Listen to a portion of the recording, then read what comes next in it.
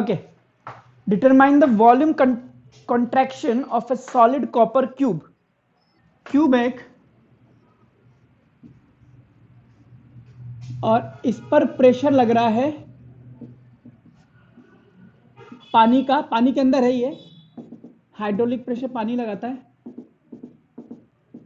और ये प्रेशर लगा रहा है,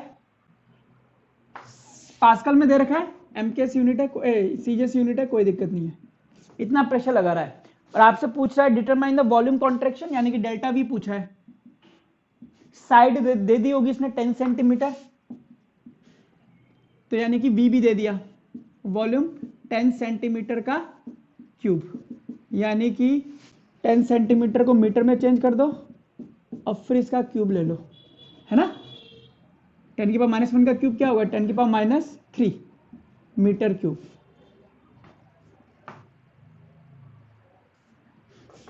चलिए, तो हमारे पास bulk modulus pressure delta V upon V, bulk modulus हमें देखना पड़ेगा भाई। टेबल में से 140 इंटू 10 की पावर 9 है शायद ये, है ना। मेरे से क्यों पूछा इसमें, वैल्यू बेस्ड तो क्वेश्चन है, मतलब फॉर्मूला बेस्ड। प्रेशर दे दिया आपको 7 इंटू 10 की पावर 6, बल्क मॉडुलस दे रखा है 140 इंटू 10 की पावर 9, देखना तो यही है ना, इंटू 10 की पावर -3, बस खत्म। सॉल्व करके देख लो कितना आ रहा है, कितना आ रहा है, सॉल्व करना है इसको कैलकुलेटर से। कोई आंसर क्या दे रखा है,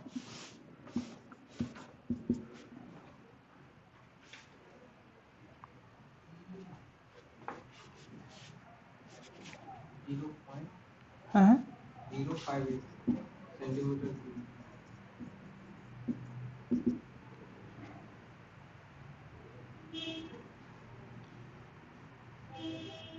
ठीक है, मीटर क्यूब में निकालोगे ये आ जाएगा मीटर क्यूब,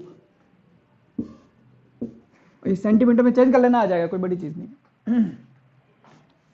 आइए क्वेश्चन नंबर 18, एक स्टील की रॉड है, इतने मीटर की, नेग्लिजिबल मास है, supported at its end by 2 wires of steel, wire A wire B.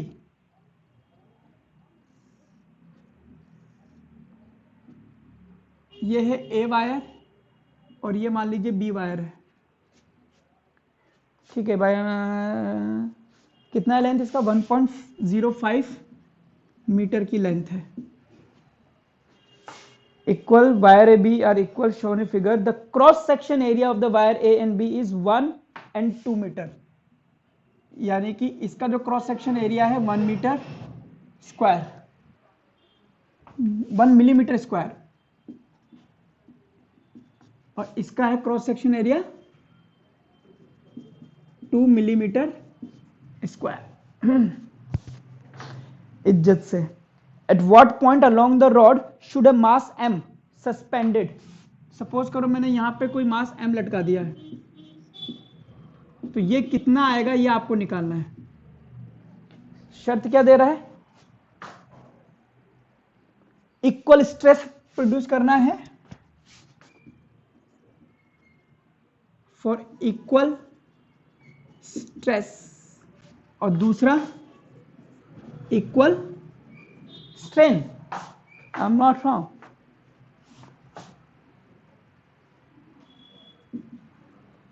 Strain, 2 wires है, स्टील और एल्यूमिनियम, ये स्टील है और ये है एल्यूमिनियम।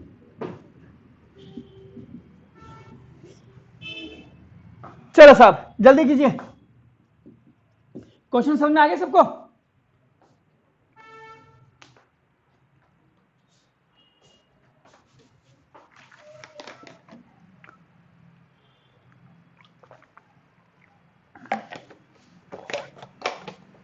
पता नहीं कौन से सन का पानी रखा था ये।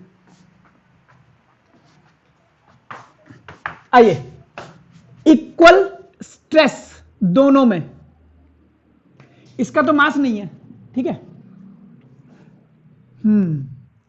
और ये इक्विलिब्रियम में है, ये रॉड इज इन इक्विलिब्रियम, इसका मतलब है इस पर नेट फोर्स 0 होगा। इक्विलिब्रियम का यही नारा, नेट फोर्स और नेट टॉर्क दोनों शून्य करने हैं आपको। ये दो शर्तें लगती हैं, नेट फोर्स और नेट टॉर्क। नेट फोर्स शून्य करते हैं पहले। इस पर जो फोर्स लगेगा टेंशन वाला, इसको मैं कहता हूं T1, और यहां लगेगा T2। इस पर लग रहा है M, दैट इज mg। इसका मास है नहीं, तो ऊपर वाले फोर्स नीचे वाले फोर्स के बराबर हो जाएंगे। इक्विलिब्रियम इसी को कहते हैं। ऊपर की तरफ फोर्स लग रहा है T1 प्लस T2, नीचे की तरफ लग रहा है mg। मास कितना है भाई, दे रखा है कितने किलो का मास है? दिए ही नहीं ये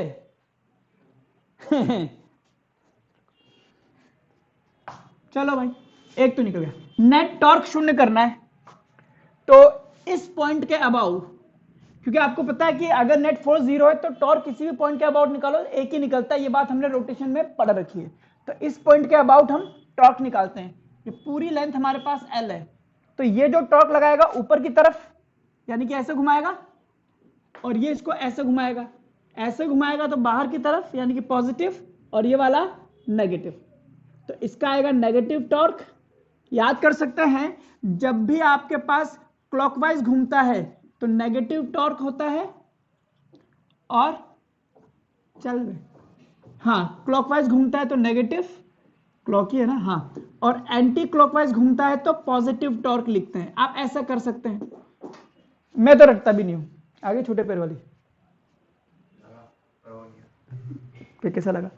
तो ये वाला टॉर्क इस वाले टॉर्क के बराबर हो जाएगा। सीधी सी बात इतनी है, दोनों को मैं इक्वल कर देता हूं। तो ये वाला टॉर्क होगा T1 इंटू एक्स, और ये होगा T2 into L minus x. ये हमने निकाल दिया। तो यहां से मुझे ऐसा लग रहा है कि मैं T1 अपॉन T2 कर दूं तो L minus x upon x आ जाएगा। ऐसे ही कर दिया मैंने, कुछ भी फालतू। आइए, इक्वल स्ट्रेस। स्ट्रेस क्या होता है?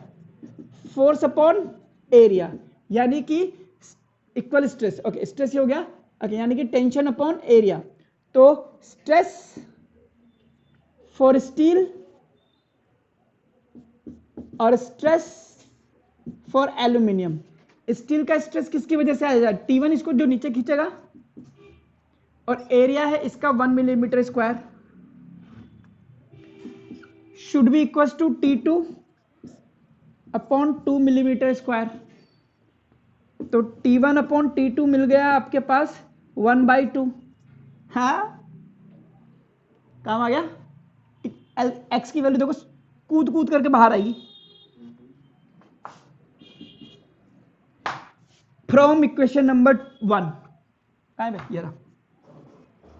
From equation number 1, T1 upon T2 रख दीजिए, L minus x upon x 1/2। इससे आपके पास x की वैल्यू आ जाएगी। L आपके पास दिया हुआ है, कितना है बे? 1.05।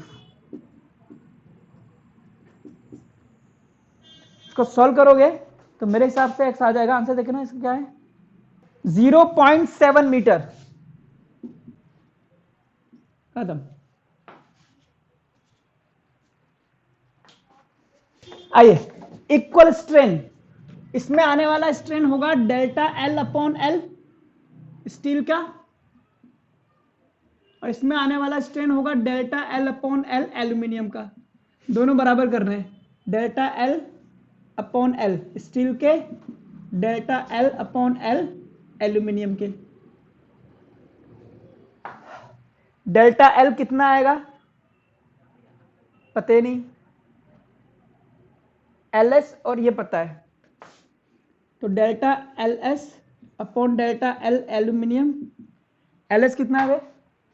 इक्वल लेंथ है, तो ये तो 1 हो गया। अब डेल्टा L अपॉन L, ये तो बराबर आ गया भाई। अगर मैं यंग्स मॉडुलस पे जाऊं और मैं कह दूं स्ट्रेस अपॉन स्ट्रेन की बात करता है, स्ट्रेन अगर इक्वल है तो दोनों का stress upon Y should be equal to इसका स्ट्रेस अपॉन वाई। कौन है ये बे? स्टील और एल्यूमिनियम। अगर मैं दूसरा कॉन्सेप्ट लगाऊं, ठीक है, तो इसका स्ट्रेस हो जाएगा T1 अपॉन 1 मिलीमीटर स्क्वायर और यंग्स मॉडुलस ऑफ ये इसको लिख देंगे T2 अपॉन 2 मिलीमीटर स्क्वायर और young modulus of aluminium. T1 upon T2 पता है, ये पता है, यहीं से निकलेगा, ये नहीं निकलेगा, इससे नहीं निकलेगा, इससे निकलेगा। तो T1 अपॉन T2 बेसिकली हो गया 1 upon 2 YS upon Y aluminium. T1 upon T2 from equation number 1 L minus x upon x 1 upon 2। ये दोनों की वैल्यू एनसीईआरटी में फिर देखिए कितना आ रहा है, देखना जरा। ये आ रहा होगा 2 इंटू 10 की पावर 11 और ये आ रहा होगा 7 इंटू 10 की पावर 6 एनसीईआरटी से।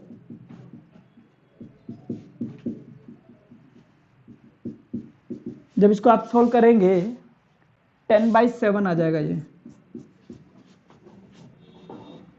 और x की वैल्यू जब आप कैलकुलेट करेंगे तो ये आ जाएगा आपके पास 0.432।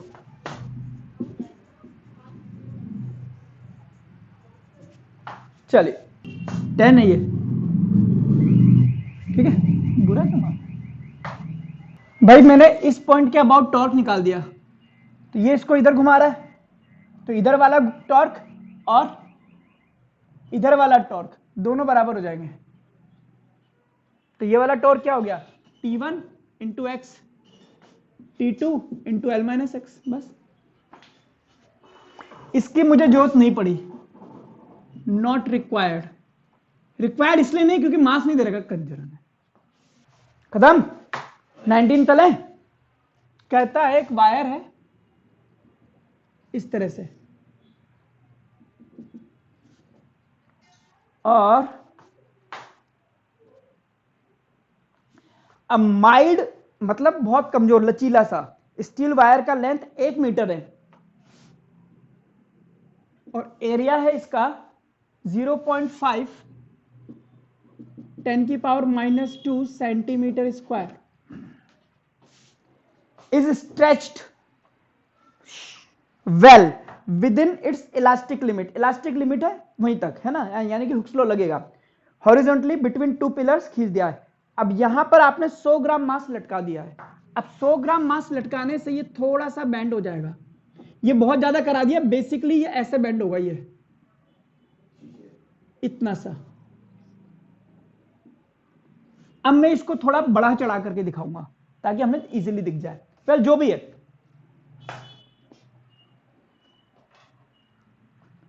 Calculate the depression at the mid point, यानी कि ये डेल्टा की वैल्यू आपको निकालनी है क्वेश्चन में।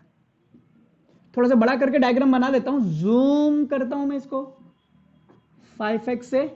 तो ये पहले वायर ऐसा था, बाद में वायर ऐसा हो गया बिल्कुल मिडिल पॉइंट से, और यहां पर आपने इस पे एक मास लगा दिया है m। यह आपके पास L/2 L/2 और आपसे पूछता है ये वाली वैल्यू बताओ, मतलब आपसे पूछ रहा है x बताओ। मैं अगर इसको x मान लूं तो x पूछे जा रहा है। शुक्र है। अब मुझे ये बताइए, क्या ये वायर की लंबाई ये वाली, ये पूरा अगर 1 मीटर है तो ये पूरा वायर 1 मीटर से थोड़ा सा लंबा तो होगा, तभी तो खींचा है। क्लियर? ओके। तो x मुझसे पूछा है, ये मेरे पास है। अगर मैं कहीं से ये पता कर लूं तो मजा आ जाए। पाइथागोरस की बाबा की जय, इसका स्क्वायर प्लस इसका स्क्वायर में से इसका स्क्वायर माइनस करके x निकलवा दूंगा। मेरे दिमाग में ये चल रहा है। बट अगर इसकी लेंथ l है तो इस पूरे की लेंथ होगी l' और ये हो जाएगा l'/2 और ये हो जाएगा l'/2, क्योंकि बीच में लटका है, बीच में रहेगा। अब ये कैसे निकले भाई? खींचतान में मेरे पास एक ही फॉर्मूला नजर आता है कि यंग्स मॉडुलस जो होता है वो होता है force upon area delta L upon L। L मेरे पास है, ये रहा, ये दे रखा है। एरिया मेरे पास है, डेल्टा एल अगर मुझे मिल जाए, डेल्टा एल क्या होता है कि कितना खिंचा है ये, तो उसमें डेल्टा एल जोड़ दूंगा तो एल डैश आ जाएगा मेरे पास। What is delta L by the way? L dash minus L. खिंच गया ना? ठीक है, तो ये मेरे को चाहिए। फोर्स अगर मेरे पास निकल जाए, वाई में टेबल में से देख लूंगा, इन्होंने नहीं दिया है तो कंजरों ने। स्टील का वायर है तो देख देंगे भाई स्टील के वायर के। तो ये मेरा प्लानिंग है, प्लानिंग समझ में आ गई क्वेश्चन को सोल्व करने की। ये मेरे पास स्टील का वायर है, तो शुरू करें फिर, फोर्स निकालते हैं। पूरी दारमदारी फोर्स पे ही है। तो यहां पर जो टेंशन लगेगी, चूंकि ये वायर एक ही है तो दोनों पे टेंशन एक ही लगेगी। अभी तक वायर दो दो थी, एक स्टील की एक एल्यूमिनियम की, इसलिए मैंने T1 T2 माना। यहां पे एक ही थी तो मैंने इसको मान लिया T। और अगर मैं इसको थीटा बोल दूं तो ऊपर की तरफ इसका एक कंपोनेंट आएगा, वेक्टर में आपने करा होगा, जिधर की तरफ थीटा होता है उधर कॉस थीटा हो जाता है। तो इधर हो जाएगा T कॉस थीटा और इसका भी इधर हो जाएगा T कॉस थीटा, दोनों मिलकर के 2T कॉस थीटा। और इधर हो जाएगा T साइन थीटा और इधर भी क्या हो जाएगा T साइन थीटा। ये गुचखच हो जाएंगे, यानी कि 2T cos theta for equilibrium 2T cos theta should be equal to mg। तो इसको जो खिंचाव दे रहा होगा वो होगा टेंशन, तो टेंशन हो जाएगी mg अपॉन 2 कॉस थीटा।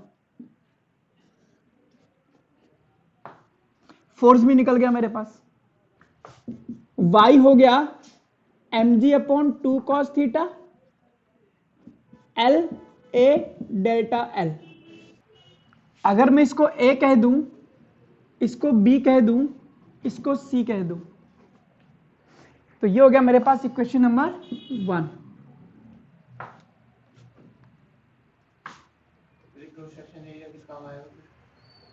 आएगा ना ए,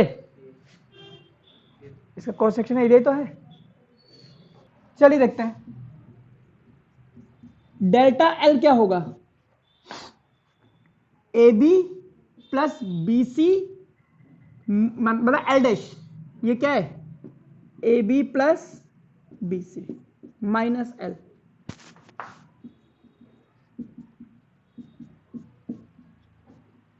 कि ए बी क्या है, A B is equal to B C, दोनों बराबर है ना, तो ये जाएगा 2ab माइनस एल। अब ए बी की वैल्यू क्या है जो हमने अभी भी निकाल रहे थे, हम एल बाई 2 का स्क्वायर प्लस एक्स का स्क्वायर का रूट माइनस एल, ये रहा डेल्टा। देखना जरा ध्यान से, A B is equal to B C, तो इसका डबल और ये हो गया, ठीक है। 2l square by 4 plus x square 1/2 minus L, ठीक है। अब इसमें से मैं कॉमन ले लेता हूं l स्क्वायर बाई 4 को, तो ये हो जाएगा 1 plus 4x square by L square. और अब मैं लगाता हूं binomial, here x is less than l, तो x square L square will be very very less than 1, apply binomial. अब आ जाएगा मेरे पास delta l 2 l square by 4 1 plus 1/2 4x square L square minus L,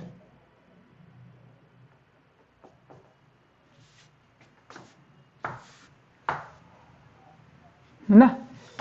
आजा बेटा, इसकी अच्छा ये हो गया ना, ठीक है। ये बाहर आएगा एल स्क्वायर बाय 2, एक सेकेंड, नहीं नहीं नहीं, इस पे तो आएगा, तो ये हो जाएगा आपके पास 2 या इसको एक स्टेप और कर देता हूँ, 2 रूट है तो L, 4 का रूट हो गया 2 into 1 plus 4x² by L square 1/2 minus L। तो कट पिट करके मर गया, ठीक है। तो ये हो जाएगा आपके पास L, तो ये हो जाएगा L 1 प्लस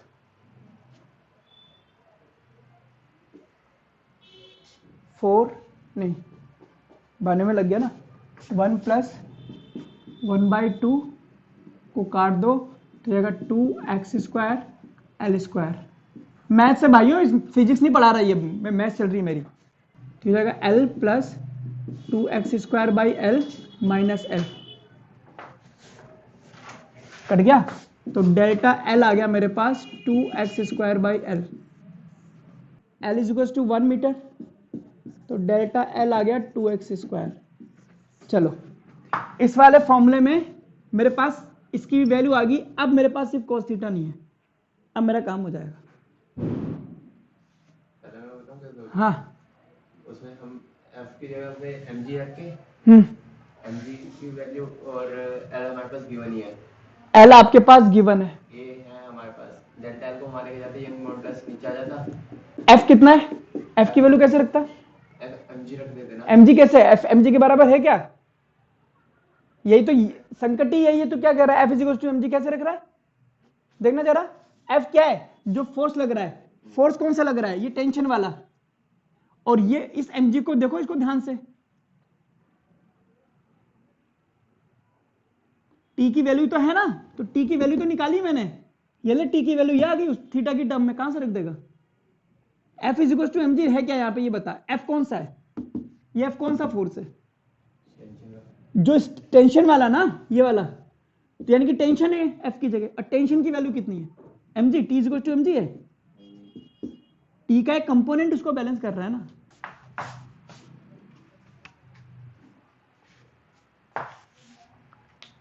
लिख लिया, नहीं फिर दोबारा समझाऊंगा इसको, टेंशन ना लो, अभी तुम्हें लग रहा पता है क्या ही कर रहा है काड़ू ये। ओके, ये निकल गया। अच्छा, इक्वेशन नंबर कौन सी दे दी मैंने, 1 दे दी, 2 दे दी, इसको दे दी इक्वेशन नंबर 3। अब इस cos थीटा की वैल्यू निकाल देता हूं मैं। cos थीटा क्या होगा, cos थीटा होता क्या है, बेस बाय हाइपोटेनियस। तो इस ट्राइंगल में बेस क्या है, ये रहा, और हाइपोटेनियस क्या हो गया, ये, यानी कि x upon A B, 2x upon 2ab कर दूं तो। अब अजम्पशन यहां पे ये लगानी है,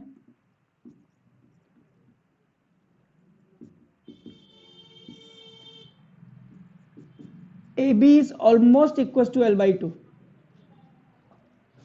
ab is equals to l/2, जो ये कह रहा था, इसने तो ऐसे ही कहता है, बट अजम्पशन और कोई ऑप्शन नहीं है हमारे पास। अगर आप ये लगाते हो तो cos थीटा आ जाएगा 2x अपॉन l/2, 2 कर गया तो ये आ गया 2x upon l। Pure assumption है, और कोई तरीका नहीं है। एनसीईआरटी वाले ने भी ऐसे इसी तरह से आंसर निकाला होगा। मैं सोच रहा था अजम्पशन ना लगाऊं तो, बट ठीक है। अब put the values from equation number 2 and 3 in equation number 1। तो y हो जाएगा mgl, तो 3 2 बार है, तो 4 लग दे भाई, गिनती की तो है, ये ले। वहां भी चेंज हो गया। Okay, mgl upon 2 cos theta की जगह लिख दीजिए 2x अपॉन l a, और डेल्टा l की जगह लिख दीजिए 2x²। सबकी वैल्यूज आपके पास हैं, ठीक है। तो मैं वैल्यूज अगर रख दूं 100 10 की पावर -3 10 इंटू 1 2 इंटू 2x 0.5 0 10 की पावर -2 इंटू 10 की पावर -4 2x स्क्वायर। जब इसको सॉल्व करेंगे आप तो मैं यहां लिख देता हूं y is equal to 1/4 into 10 की पावर -6 x क्यूब। तो आपके पास x क्यूब हो जाएगा 1/4 इंटू 10 की पावर -6 इंटू वाई। वाई की वैल्यू 2 इंटू 10 की पावर 11 रखेंगे। जब इसको सॉल्व करेंगे तो ये आ जाएगा आपके पास 10/8 की पावर 1/3 इंटू 10 की पावर -2 और जिसको सॉल्व करेंगे 1.07 सेंटीमीटर। इसको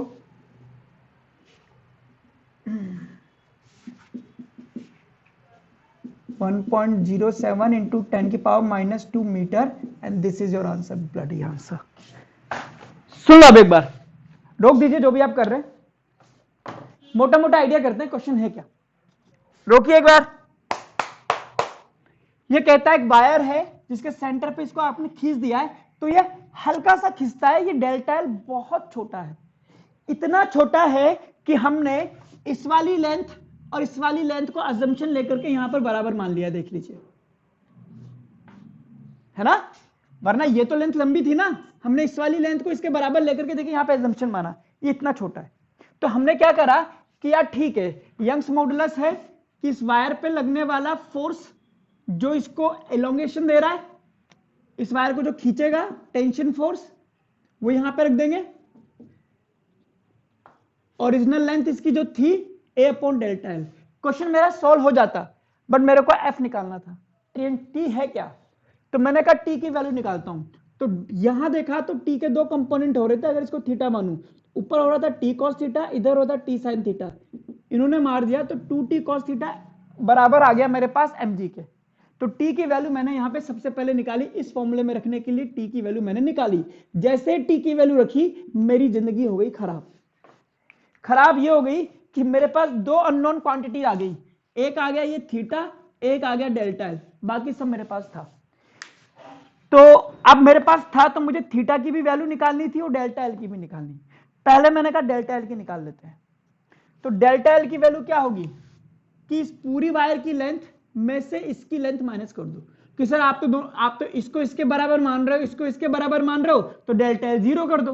बिल्कुल डेल्टा एल 0 कर दो, कह दो x इज इक्वल टू 0, हो गया खत्म। और देखो x आया भी तो कितना, ये देखिए x की वैल्यू कितनी आई, 10 की पावर -2 यानी कि 0.01 मीटर को सेंटीमीटर में बदलूंगा ना, 1.07 सेंटीमीटर खींचा है। ओरिजिनल कितना था ये 1, सिर्फ 0.07 सेंटीमीटर खींचा है। समझ रहे हो, इतना छोटा खींचा है। तो अगर मैं दोनों यहां भी इसको बराबर मान लूंगा तो खत्म ही होगा क्वेश्चन, फिर तो x की वैल्यू 0 आ जाएगी ऑलमोस्ट। तो हमने यहां पर ऐसा नहीं करा, AB प्लस BC यानी कि ये वाली लेंथ में से ये वाली लेंथ को माइनस करा है। अब AB मैंने पाइथागोरस बाबा की जय मान करके यहां पे लिख दिया। अब इसको सोल्व करने में मेरे आगे पसीने, फिर मैंने यहां लगाई पाइथागोरस बाइनोमियल। जो बच्चे नए उनको मैं बता दूं पाइथागोरस का मतलब क्या होता है। अगर आपके पास 1 प्लस एक्स की पावर n टर्म्स आती है और if x is less than 1 तो आप 1 प्लस nx लिख सकते हो, ये बाइनोमियल है। अगर आपके पास आता है 1 प्लस एक्स की पावर -n तो आप लिख सकते हैं 1 माइनस nx। अगर आपके पास आता है 1 माइनस एक्स की पावर -n तो ये हो जाएगा 1 प्लस nx। टर्म्स ये आनी चाहिए, 1 प्लस एक्स आना चाहिए, जैसे यहां पे आया 1 plus something and this something should be less than 1। तो ये है आपके पास बाइनोमियल। तो मैंने वही करा, 2 ये रख दिया, फिर इसका स्क्वायर करके लिख दिया, फिर इसको मैंने कॉमन ले लिया, यहां से कॉमन लिया। तो कॉमन लेने का मतलब इसी से इसको डिवाइड कर दो, तो ये आ गया 1, इसको इससे डिवाइड करा L² बाई 4। क्लियर। अब मैंने क्या करा, इसको रूट वाले में से बाहर निकाल दिया तो L/2 आ गया, कट पिट, और फिर ये आ गया मेरे पास L, ये आ गया। अब मुझे ये पता है कि ये वैल्यू 1 से छोटी है, ये मैंने बता दिया है, 1 से छोटी है तो मैं बाइनोमियल लगाऊंगा। बाइनोमियल का मतलब इस चीज को आगे मल्टीप्लाई कर दूंगा, ये देखिए आगे मल्टीप्लाई कर दिया मैंने, ये देखिए, ठीक है। और फिर इसको सोल्व करा तो ये डेल्टा एल आ गया, एल की वैल्यू 1 मीटर थी, मेरे पास डेल्टा एल आ गया, ये मेरे पास डेल्टा एल निकल गया। फिर मैंने कॉस थीटा निकाला, कॉस थीटा मैंने जो रियलिटी में जो जैसे ईमानदारी से निकालना चाहिए वे निकाल रहा था, तो वो फिर ऐसी इक्वेशन बन रही थी कि सॉल्व नहीं हो पा रही थी। फिर मैंने देखा कि यार इसको ऐसा करो, भर जगह दो, इस ए बी को L/2 के बराबर ही ले लो, और कोई ऑप्शन बचा नहीं था मेरे पास। तो मैंने ए बी को जैसे L/2 के बराबर है, सुंदर सा आंसर आ गया मेरे पास। तो ये वैल्यू सब लिख करके मैंने इसमें रख दी। रखने के बाद मैंने लगा दी कैलकुलेशन, सबकी वैल्यू रख करके कैलकुलेट करता गया और यहाँ पे पहुंच गया। बस इतना सा है।